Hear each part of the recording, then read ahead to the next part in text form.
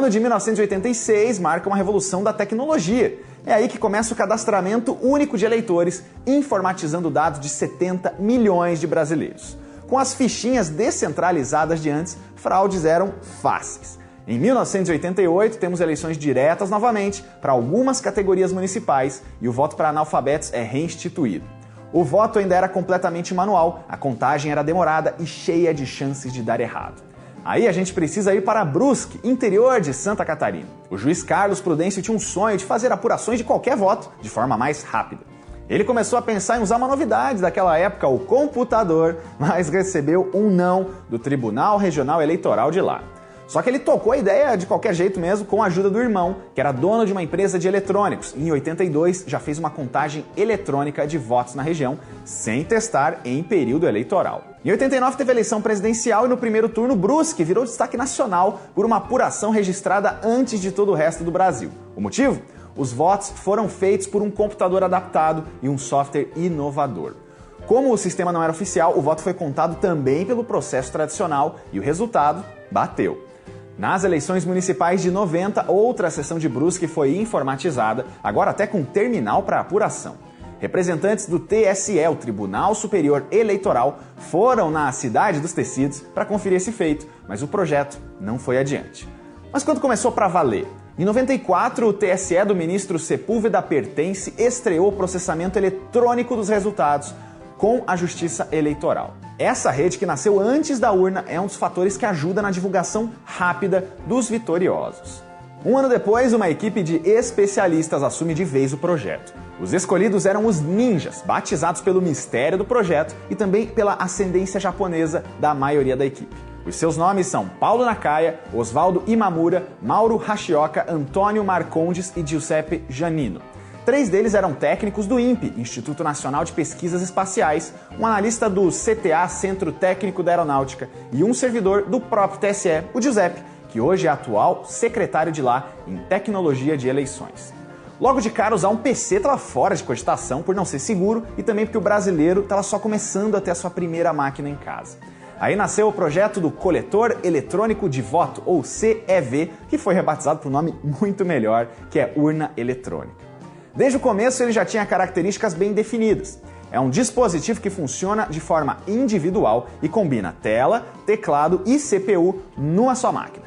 Precisa ser muito fácil de usar e as teclas numéricas são parecidas com as de um telefone. O primeiro modelo tinha teclado de membrana, depois substituído pelo de relevo. Em 1996, pela primeira vez, o TSE usou a urna eletrônica. Foram 57 cidades com equipamento para 200 mil eleitores e desde já, para votar em branco tinha tecla, mas para o nulo precisava colocar números que não eram de nenhum candidato. Esse modelo de 96 era fabricado pela Omnitec e tinha uma impressora acoplada que imprimia o voto, depois depositado em uma urna de plástico. Isso foi abolido em 98, voltou em 2002 e foi substituído de vez em 2004 por um registro digital. Aí em 2000, com novas eleições municipais, todo eleitor brasileiro passa a usar esse novo sistema, que ainda ganha suporte a fones de ouvido para deficientes auditivos. Em 2002, a urna larga o VirtuOS e passa a usar o Windows CE como sistema operacional. Em 2009 é que entrou uma modificação do Linux, feita diretamente pela equipe de especialistas do TSE. Em 2005, a urna foi usada de uma situação diferente, a do referendo que decidiu sobre o comércio de armas de fogo e munição. Em 2008, começa outra nova tecnologia, a da biometria, que logo passa a ser obrigatória. Já em 2010, a novidade é o voto em trânsito para quem não estava na sua zona eleitoral. A evolução mais recente, de 2018, é um aplicativo para smartphones que pode substituir o título do eleitor como documento com foto. A urna atual foi remodelada em 2017 para ser mais moderna, funcional e também modular, mas o visual novo está sendo implementado aos poucos. Ela tem uma estrutura bem simples, com uma bateria de 12 horas de duração para o caso de falta de luz, além de 2 memórias, uma delas removida no fim da votação e enviada para a conferência de voto. E esse formato de voto tecnológico se espalhou, queira você goste ou não. Em 2014 foram cerca de 530 mil urnas usadas no Brasil e são 23 países e alguns estados norte-americanos que usam um sistema parecido com o nosso em pleitos regionais e nacionais. Mas e a segurança? Bom, a gente teve casos de corrupção desde lá da época do Império, mas o TSE garante que a urna eletrônica nunca foi invadida durante uma eleição e que o aparelho é inviolável nas condições atuais de segurança. De acordo com o órgão, softwares não autorizados resultam no bloqueio da urna e o tribunal inclusive faz testes públicos de segurança para que equipes de especialistas tentem burlar a assinatura digital. Quem discorda é um pesquisador chamado Diego Aranha, que era da Universidade Estadual de Campinas. A equipe dele é a principal crítica do TSE há vários anos por uma série de motivos. O software proprietário, o termo de confidencialidade dos testes, o pouco tempo de acesso às urnas, a falta de transparência e por aí vai. Vale lembrar que o Supremo Tribunal Federal negou o voto impresso como confirmação do eletrônico agora para 2018, o que já pouparia algumas dessas críticas.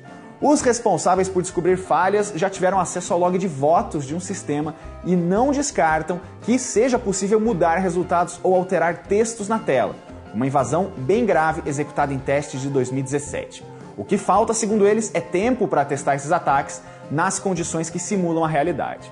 Até agora, todas as vulnerabilidades encontradas em testes foram corrigidas pelos técnicos do TSE.